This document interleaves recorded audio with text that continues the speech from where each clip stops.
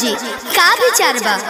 हम रौरा हाथ में आवे नहीं खे जाने हम बारूद हैं बारूद, हमें छूने की कोशिश करोगे तो जल जाओगे।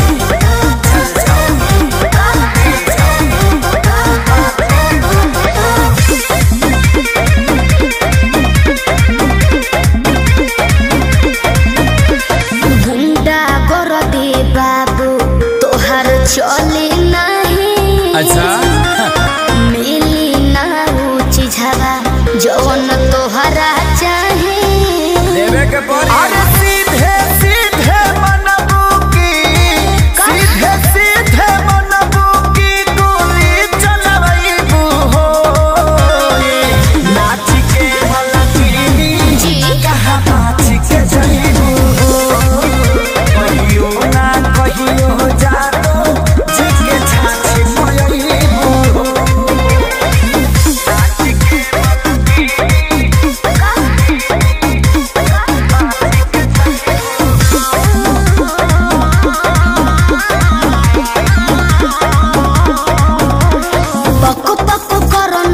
सब झहर जाई तो हर थोड़े देर में ठीक हो जाइबो। पको कोरोना पियो कर सब झहर जाई तो हर जाने हल्का मिलना यही रान के।